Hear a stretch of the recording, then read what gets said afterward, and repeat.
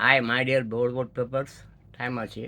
This is my camera. ஆமாம் நான் ஒரு 20 வருஷமாக யூஸ் பண்ணின்னு இருக்கிறேன்.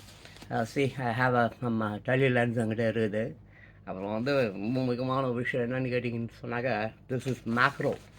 இந்த லென்ஸ் பேர் வந்து மேக்ரோ. நான் தான் வச்சுன்னு இருக்கேன். வேறு யாருக்கிட்டையும் இது இருக்கா எனக்கு சில தெரில. மேக்ரோ அதான் இந்த எறும்புலாம் இருக்குல்ல, அதெல்லாம் ட்ராகன் ஆண்ட் மாதிரி காட்டலாம். காட்டமாக முடிஞ்செல்லாம் பெருசாக காட்டலாம். ஸோ இப்போ ஒரு ஆர்டர் ஒன்று இருக்குது, அதை கிளம்பிட்டேன். ஸோ அதனால் வீடியோ முடிவு போகிறேன். எனக்கு வயசாகிடுச்சு. சின்ன வயசில் வந்து பாம்பு இருக்குது இல்லை, பாம்பு படம் எப்படி எடுக்கும், நெளிஞ்சு அந்த மாதிரி உளுந்து எழுப்பேன். ஏதாச்சும் வீடியோஸ் எவ்வளோ ஃபோட்டோஸ் எடுத்திருக்கேன். ஸோ வயசாகிடுச்சு, இப்போ என்னால் முடியல. சரி, anyway I don't have a time. So இன்றைக்கி நான் போயிட்டு வரேன். See, this is my camera, my lovely camera. Okay, thank you.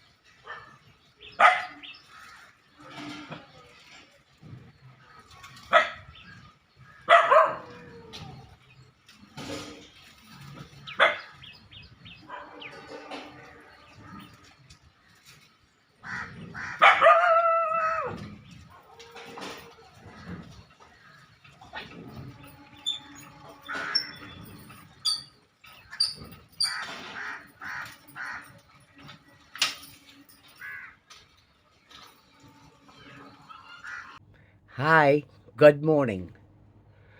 இப்போ இந்த உலகத்தில் 800 கோடி பேருக்கு மேலே இருப்பாங்கள்ல, அவங்க எல்லாருக்கும் சுக துக்கங்கள் இருக்கும் தானே. அது யார்கிட்டையும் சொல்லக்கூடாதுங்க. ஆமாம், சுகம் கூட. ஆமாம், பொண்டாட்டி அப்பா அம்மாவோட கூட சொல்லக்கூடாது.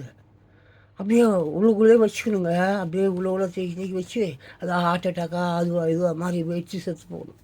கருத்து சொல்லக்கூடாதான். சுதந்திரம் இல்லையா? தள்ளி போட்ட நபரை பற்றி பேசக்கூடாதான். அரசாங்கம் எவ்வளோ கூட்டம் செஞ்சாலும் அதை பற்றியும் பேசக்கூடாதான். இப்போ உலகத்தில் 800 கோடி பேர் சொன்ன பாருங்கள், எல்லோரும் தப்பு செஞ்சுருப்பாங்க. நான் முதற்கொண்டு எல்லாம் போய் பேசியிருப்போம், திருடி இருப்போம், அயோக்கந்தானம் பண்ணியிருப்போம். கல்யாணத்துக்கு முன்னாலேயே வந்து நிறைய பேர் வந்து உடலுறவு கூட வச்சுருந்துருப்போம். ஆனால் இதெல்லாம் வெளியில் ஓப்பனாக சொன்னால் அந்த ஹார்ட் எவ்வளோ நல்லாயிருக்கும், ஆரோக்கியமாக இருக்கும், நோய் நொடியே வராதில்ல. ஆனால் யாருன்னு சொல்ல மாட்டோங்க. சொன்னால் கருத்து சுதந்திரம் போயிருமா, பிடிச்சி உள்ளே போட்டுருவாங்க.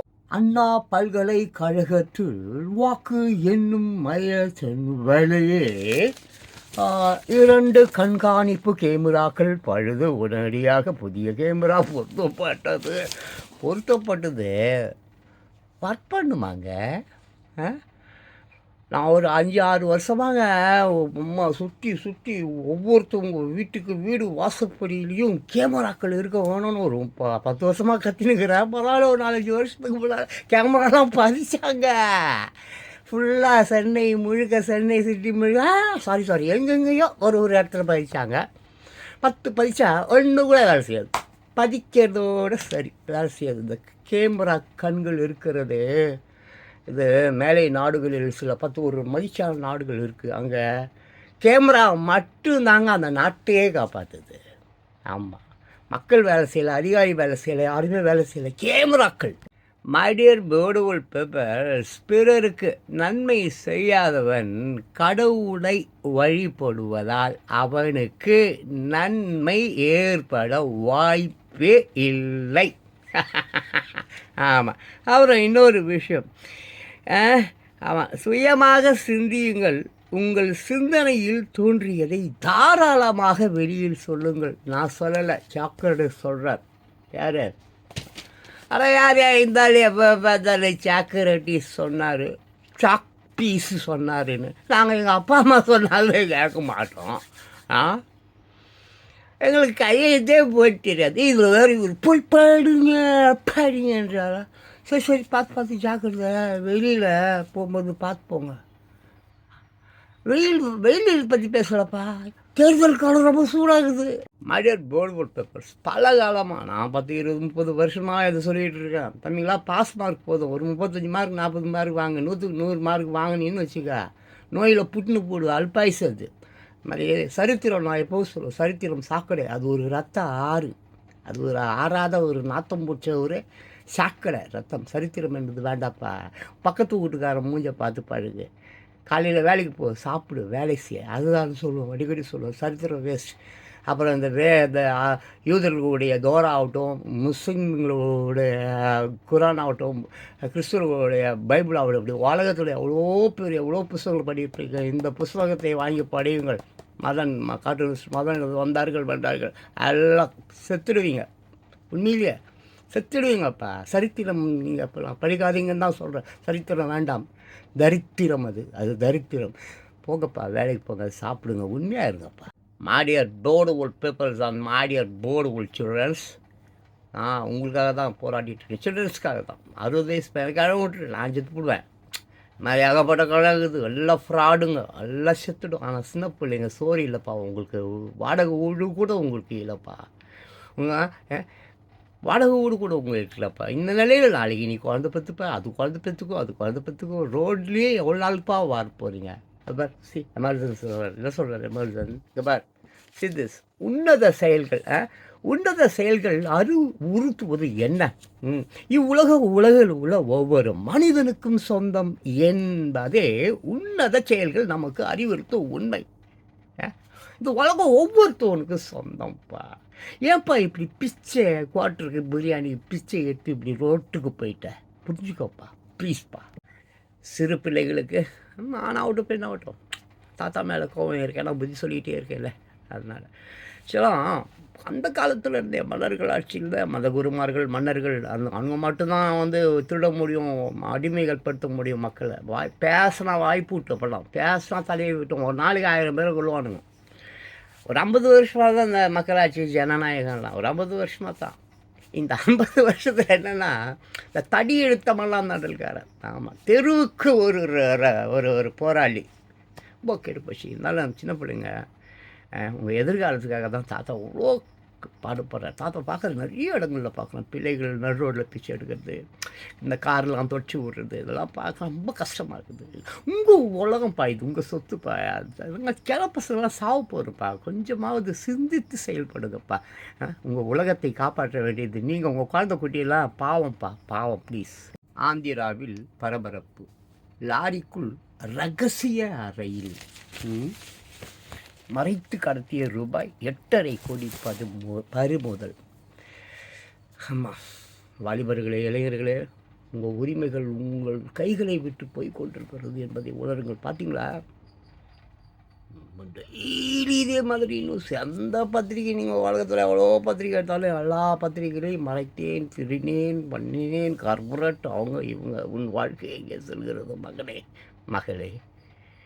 உன் உரிமைகள் உன் கைகளை விட்டு சென்று கொண்டிருக்கிறது. நீ அடிமைப்படுத்தப்பட்டு விட்டாய் எப்பொழுதோ. இப்போ எல்லாம் டிஜிட்டல் வந்துச்சு தான். இங்கே ஒரு சிப் வைக்க போகிறாங்களாம், இங்கே ஒரு சிப் வைக்க போகிறாங்க. ஏற்கனவே எல்லாம் டிஜிட்டலைஸ்ட். அக்கௌண்ட், பேங்க் நம்பர், அந்த நம்பர் இந்த மாதிரி எல்லாம் எடுத்துட்டாங்க.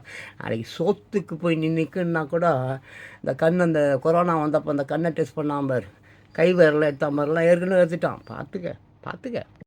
அதிர்ஷ்டம் தொடங்கும் ஆனந்தத்துடன். அப்புறம் நாளைக்கு அவனை திருடிட்டு போயிடுவான்.